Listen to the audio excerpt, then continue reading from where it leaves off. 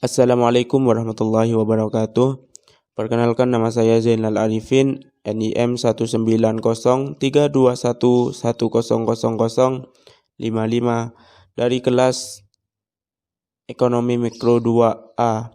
Pada kesempatan ini saya akan menjelaskan poster tentang pemetaan struktur pasar output dan pasar input untuk menyelesaikan tugas ujian tengah semester mata kuliah Ekonomi Mikro 2. Pemetaan struktur pasar output dan pasar input. Pasar output terdiri dari 4 pasar, yaitu pasar persaingan sempurna, pasar monopolistik, pasar monopoli, dan pasar oligopoli. Sedangkan untuk pasar input terdiri dari 2 pasar, yaitu pasar input tenaga kerja pada pasar persaingan sempurna dan pasar input tenaga kerja pada pasar monopoli.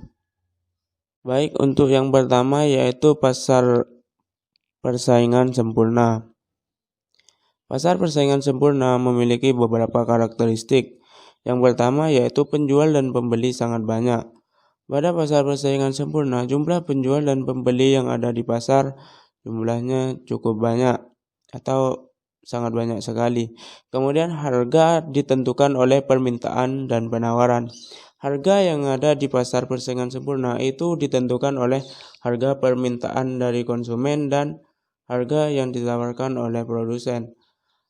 Ketika permintaan naik dan penawaran sedikit, harga di pasar persaingan sempurna bisa saja naik atau meningkat, dan begitu pun sebaliknya. Kemudian yang ketiga yaitu barang bersifat homogen. Barang-barang yang ada di pasar persaingan sempurna sifatnya hampir sama. Kemudian pelaku mudah keluar masuk pasar. Pada persaingan sempurna, produsen ataupun konsumen mudah untuk keluar masuk pasar. Apabila produsen mengalami keuntungan, mereka bebas untuk masuk ke pasar persaingan sempurna. Kemudian yang terakhir yaitu pelaku pasar memiliki informasi yang sangat sempurna tentang kondisi pasar. Untuk kurva pasar persaingan sempurna dapat dilihat pada gambar, di mana kurva permintaan pada pasar persaingan sempurna memiliki slope negatif dan kurva penawarannya memiliki slope yang positif. Permintaan dan penawaran pada pasar persaingan sempurna dapat seimbang apabila barang yang ada pada pasar persaingan sempurna sebanyak Q bintang dan harga sebesar P bintang. Kemudian yang kedua yaitu pasar monopolistik. Pasar monopolistik memiliki beberapa karakteristik, yaitu terdapat banyak perusahaan tetapi tidak sebanyak pada pasar persaingan sempurna. Komoditas yang dihasilkan memiliki karakteristik. Sebagai contoh, di pasar monopolistik terdapat pasar sampo. Pada pasar sampo tersebut, setiap produsen memberikan karakteristik yang berbeda-beda pada produk mereka. Yang ketiga yaitu perusahaan memiliki sedikit pengaruh dalam penentuan harga.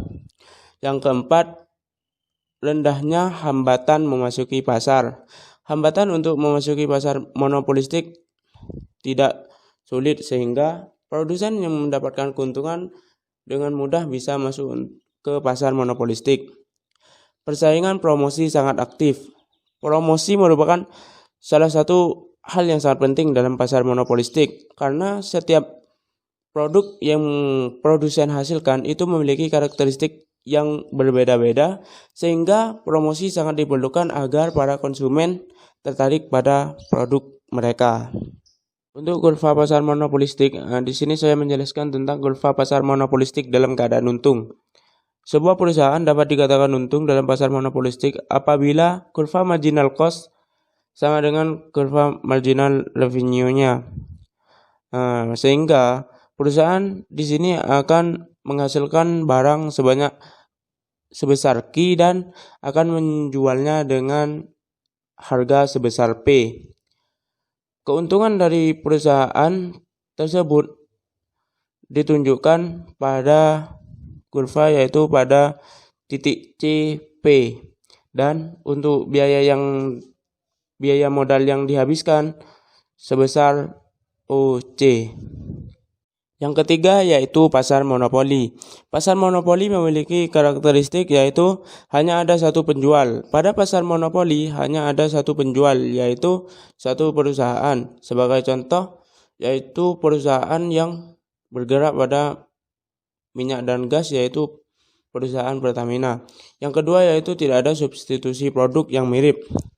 Karena hanya ada satu penjual sehingga pada pasar monopoli hanya ada satu produk dan sulit untuk menemukan substitusinya. Yang ketiga yaitu terdapat hambatan masuk pasar. Untuk masuk ke dalam pasar monopoli itu memiliki beberapa hambatan seperti modal dan juga teknologi untuk produksinya. Yang terakhir yaitu produsen bertindak sebagai price setter. Karena di dalam pasar monopoli hanya ada satu penjual sehingga penjual bebas untuk mengatur harga di pasar. Untuk kurva pasar monopoli, di sini saya menjelaskan tentang kurva pasar monopoli dalam keadaan untung.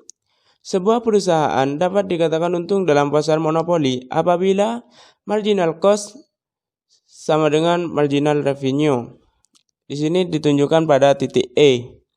Sehingga sebuah perusahaan akan menghasilkan produk sebesar Q bintang dan menjualnya dengan harga sebesar P bintang.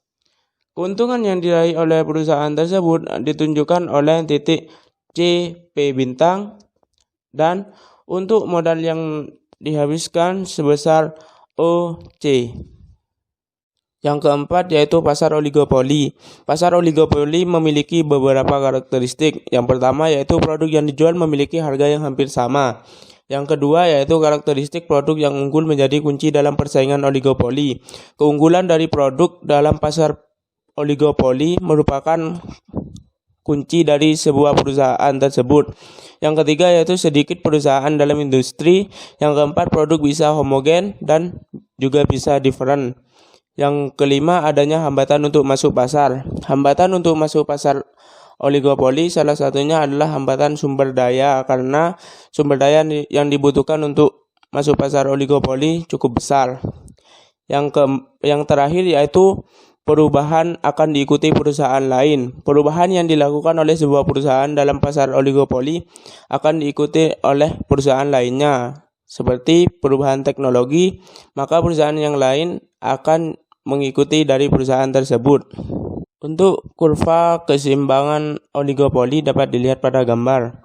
Selama perubahan biaya produksi tidak menyebabkan kurva biaya marginal di atas MC2 dan di bawah MC1, keseimbangan pemaksimuman keuntungan yang dinyatakan di kurva tidak akan mengalami perubahan.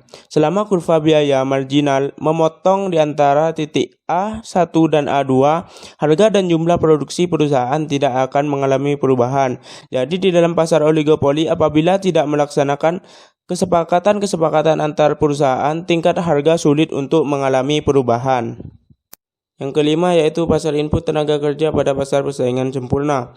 Pasar persaingan sempurna dalam tenaga kerja berarti terdapat banyak perusahaan yang membutuhkan tenaga kerja dan tenaga kerja tidak menyatukan diri dalam serikat buruh sehingga tidak ada yang mewakilkan mereka. Untuk kurva persaingan sempurna dalam pasar tenaga kerja dapat dilihat pada gambar di mana kurva D menunjukkan tentang permintaan dari tenaga kerja sedangkan kurva S menunjukkan tentang penawaran tenaga kerja.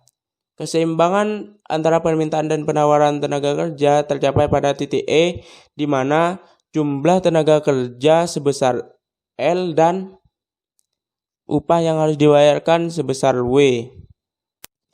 Yang terakhir yaitu pasar input tenaga kerja pada pasar monopoli. Pada pasar monopoli, perusahaan hanya menerima upah yang ditetapkan oleh pekerja. Salah satu bentuknya adalah serikat pekerja. Seperti halnya karakteristik monopoli, serikat pekerja menetapkan upah lebih tinggi dibandingkan keseimbangan kompetitif. Untuk kurvanya dapat dilihat pada kurva serikat buruh mempunyai kekuatan monopoli, di mana kurva DD merupakan permintaan dari tenaga kerja, sedangkan kurva SS merupakan penawaran dari tenaga kerja. Keseimbangan permintaan dan penawaran dapat tercapai pada titik E, di mana jumlah tenaga kerja sebesar B dan upah tenaga kerja yang dibayarkan sebesar A. Baik, mungkin itu yang bisa saya jelaskan tentang pemetaan struktur pasar output dan pasar input. Apabila ada kesalahan, mohon maaf. Wabillahi taufiq wal hidayah. Wassalamualaikum warahmatullahi wabarakatuh.